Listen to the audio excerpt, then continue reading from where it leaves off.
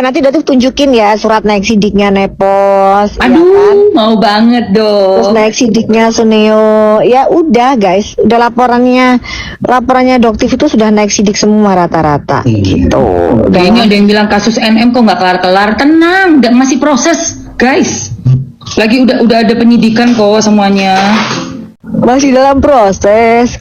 Gak usah percaya sama omongannya Anus. Yang keluar dari mulutnya Anus apa? Anus apa? Kotoran ya. Keluar dari Anus itu apa? Kotoran ya. Jadi jangan percaya, udah. Jangan percaya. Dia itu paling gedik banget juga sih sama Doktif. Doktif manggil jangan. Kan waktu pas staffnya dia kan dia kan ketemu sama staffnya dia. Yang itu loh yang ada dugaan pemukulan sama Mamski itu loh. Tahu yang masih bocil, nggak bocil-bocil kan ada amat dua sih. itu salah satunya yang ketemu sama Doktif, bukan yang kecil ya, yang agak tinggi, yang badannya Yang agak gede. tinggi, tahu. Yang sering nemenin SS. Yes, yang selalu ngedampingin kan. Itu pada saat di Mabes ketemu sama Doktif, dia bilang, Dok, dapat pesen nih dari abangku, tolonglah jangan panggil Anus. Langsung tak semprot. Ngapain panggil Anus? Emang namanya Anus? Lah kayak Doktif Samira namanya, mau dipanggil Sam, mau dipanggil Irna, mau dipanggil Ira, mau dipanggil Mira, emang namanya itu? Betul. Mau dipanggil Sami, ya kan? Emang Sami, iya emang namanya itu. Kenapa? Lalu kan juga namanya, ketawa aja mereka. Iya sih juga, ya bener juga. Maka itu serah aku lah. Serah Doktif mau manggil lu siapa, namanya juga Anus. Kecuali manggil orang bukan dengan namanya. Betul. Gitu. Namanya dia itu emang Anus, guys. Coba aja lihat. Juli. Kapan bisa ketemu sama dia ini ya, nggak pernah ada waktu buat ketemu. Ini kalian bisa ngelihat mentalnya Doktif itu kayak apa ngelawan mereka. Nggak ada ya, takutnya Doktif itu, malah penasaran tuh mulut kenapa kok yang keluar cuman ngehoax mulu, ngibul mulu. Kapan dihentikan pemeriksaan laporannya Nikita Mirzani itu ke DRG? Bohong Kapan banget orang gilingan. Aduh, capek banget sih memang ngadepin mereka nih, tapi ya kan bener kan. Coba kalian deh jadi kayak begitu, coba apa nggak gedek ngelihat scroll di TikTok begitu, ngehoax lagi mereka. Ngehoax lagi. Apakah masih nerima teror gitu apa gimana Kak?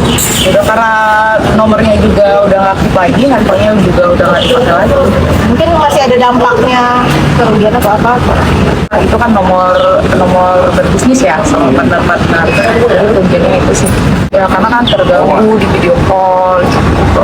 Mungkin ada ancaman atau terornya yang paling menyeramkan. Cuma di video call aja sih, di telepon itu kan nomor berbisnis ya, nomor pribadi sekaligus berbisnis sama partner, jadi yang spam banyak banget gitu. Kita sebenarnya ngelaporin lebih duluan daripada saudari S, tapi alhamdulillah sejauh ini udah sama-sama naik sih. Artinya ada beberapa klien yang sempat hilang kontak. Ya, udah lost kontak. Asal ada komunikasi nggak sih sejauh ini dengan pihak terlapor? Ada komunikasi nggak dengan pihak? Sejauh ini nggak ada. Laporan saya terhadap saudari S lebih dulu kita laporkan ya. Kok nadanya bertanya ke pengacaranya? Ya, kayak seolah-olah nggak yakin tuh. Apa itu skenario baru? Karena kalau yakin tuh pasti ngomongnya nggak pakai nanya lagi gitu. Laporan saya kepada saudari S lebih dahulu kita laporkan ya. Nah, ayo, awas, hati-hati. Bener nggak tuh? Kok aku nggak yakin sih? Ada laporan kamu duluan, nggak pernah ada kabar tuh. Laporan apa? Kan Doktif yang ngelapor, kenapa kamu jadi duluan mendahului? Laporan yang mana tuh? Yang jelas dong. Ditunggu nih mas netizen, yang jelas dong. Nggak ada yang aman 2026. Bisa jadi nanti BPOM akan dipanggil oleh siapa? DPR.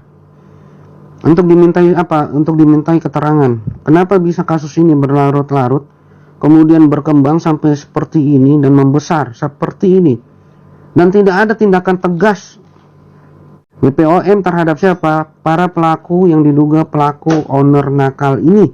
Ini kan menjadi tanda tanya besar.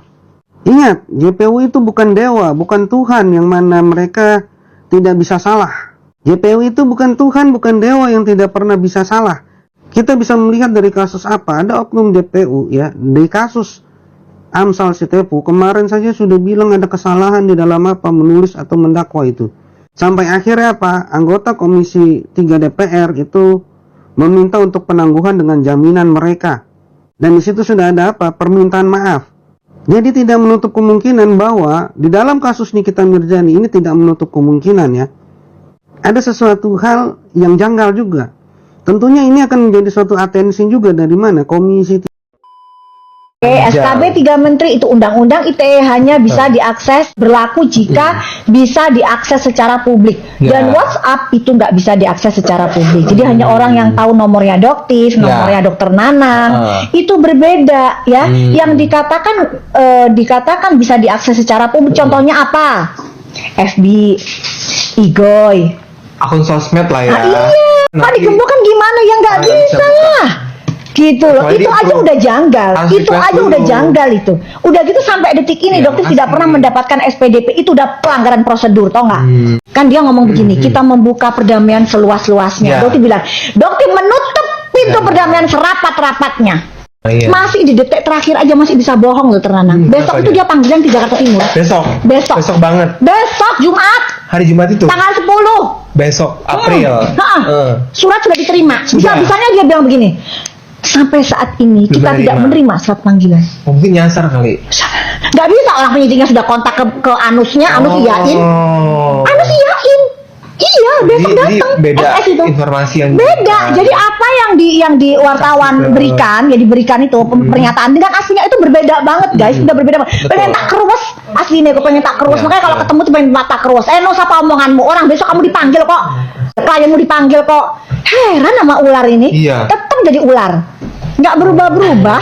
Terus juga tadi penyidik memeriksa NN kita. Lagi Rutan, betul, untuk laporannya. Gue sakit ya? Enggak, alhamdulillah tadi sih sehat. Alhamdulillah Alhamdulillah tadi sehat.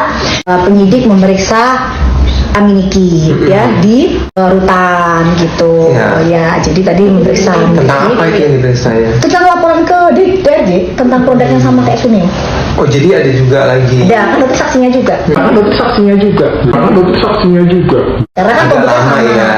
Agak lama. Apalagi memang Aminikinya di dalam juga. Iya, udah Jadi, setahun kayaknya. Enggak, kalau laporan Aminiki belum ada setahun. Belum. Udah setahun lebih, betul. Belum.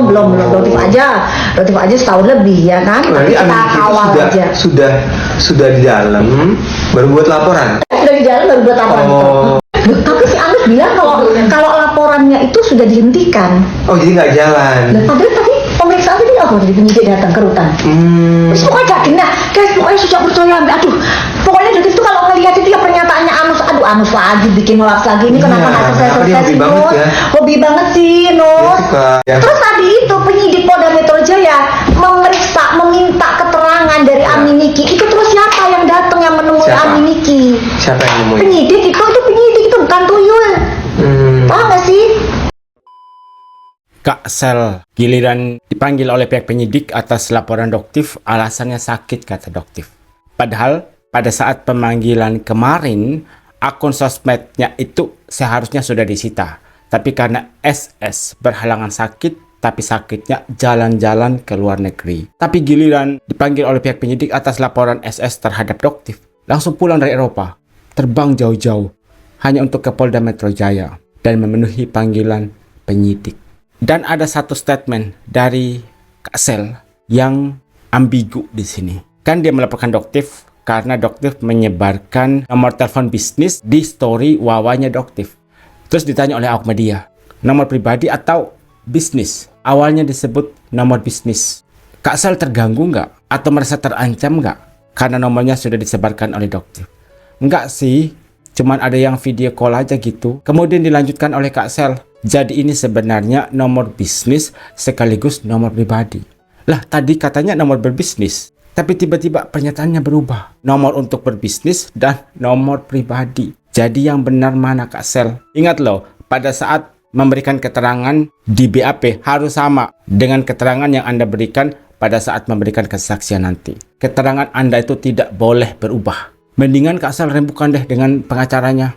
Sebaiknya saya bilang ini nomor untuk berbisnis atau nomor pribadi ya. karena tadi saya keceplosan. Saya bilang ini nomor untuk berbisnis sekaligus nomor pribadi. Kemudian terkait dugaan adanya kebohongan yang dilakukan oleh pengacara RG.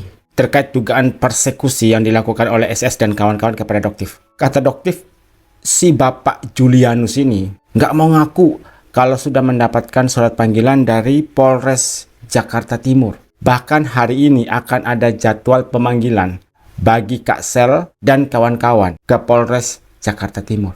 Beliau sudah setuju akan hadir besok. Lalu bagaimana bisa si Bapak Julianus ini bilang, kami belum mendapatkan surat pemanggilan dari pihak penyidik. Bahkan terkait laporan Doktif kepada Kak Sel.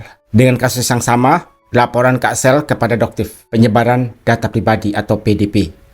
Minggu depan mereka itu akan dipanggil oleh Polda Metro Jaya. Karena statusnya sudah naik sidik. Dan kita lihat minggu depan, apakah Kak Sel ini datang atau tidak. Karena kalau dia datang, otomatis akun sosmednya akan disita. Karena pihak penyidik sudah menerbitkan surat untuk penyitaan akun sosial media dari Kak Sel.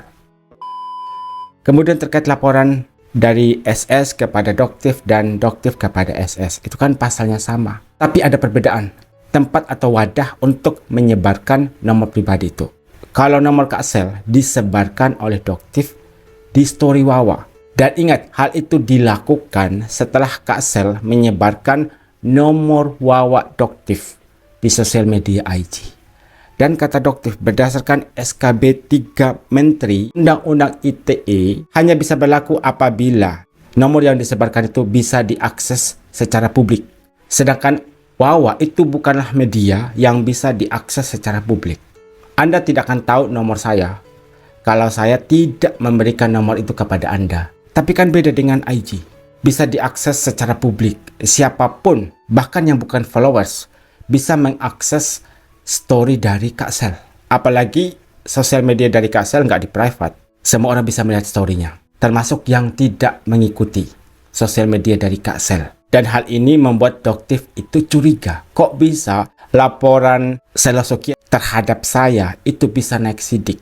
Sedangkan SKB 3 Menteri menyatakan Undang-Undang ITE hanya berlaku apabila media tersebut bisa diakses secara publik. Kemudian terkait Nikita Mirzani yang kemarin sudah memberikan keterangan dengan 20 pertanyaan. Ingat loh, penyidik yang ke Rutan Pondok Bambu. Berarti laporan dari satu korban terhadap Reza Gladys ditanggapi serius oleh penyidik Polda Metro Jaya. Sedangkan Bapak Anus kan sempat tidak mengakui hal itu. Katanya laporan dari keempat korban kan sudah dicabut. Bahkan kami sudah memohon ke pihak penyidik Polda Metro Jaya untuk menghentikan kasus ini. Dan tadi kan saya bilang, apa kapasitas Anda meminta agar laporan tersebut dicabut? Dan hal itu yang membuat Doktif ini tertawa. Bapak Julianus bilang, laporan korban produk RG terhadap klien kami sudah dihentikan. Lah terus pihak penyidik yang ke Rutan Pondok Bambu dan meminta keterangan kepada Nikita Mirzani itu siapa? Tuyul, kata Doktif. Jadi istilahnya Bapak Julianus ini menyangkal. Atau sesuai dengan yang dikatakan oleh kuasa hukum Nikita Mirzani, pihak terlapornya itu sudah ketar-ketir. Maka diduga ada upaya untuk memperlama laporan dari korban produk Reza Gladys. Dan ada satu informasi yang disampaikan oleh Doktif.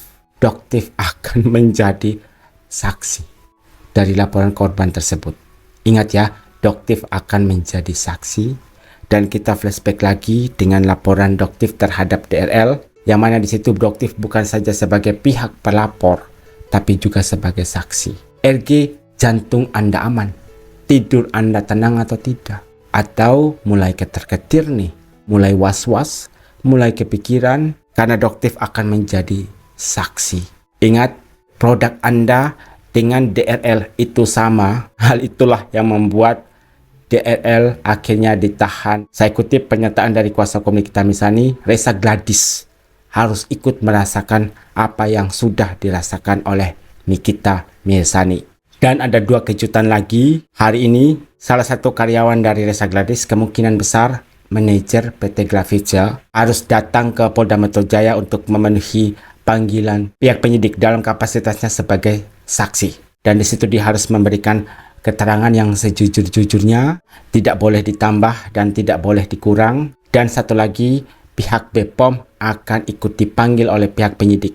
Nanti mereka akan ditanya, Anda kan sudah mencabut izin edar dari glowing booster cell milik Reza Gladys. Tapi kenapa pada bulan November tahun 2024 produk itu masih bisa diperjualbelikan? Dan pertanyaan-pertanyaan berikutnya, apakah BPOM bisa menjawab semua pertanyaan itu dengan baik dan jujur atau tidak? Nggak kebayang perasaan dari BPOM saat ini.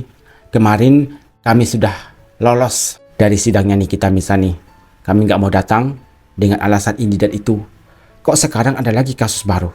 Dan kami diwajibkan untuk datang dan memberikan keterangan karena BPOM ada sangkut pautnya dengan kasus laporan korban ini.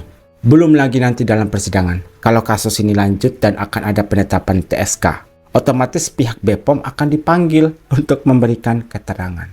Pertanyaannya, BPOM nanti hadir atau tidak?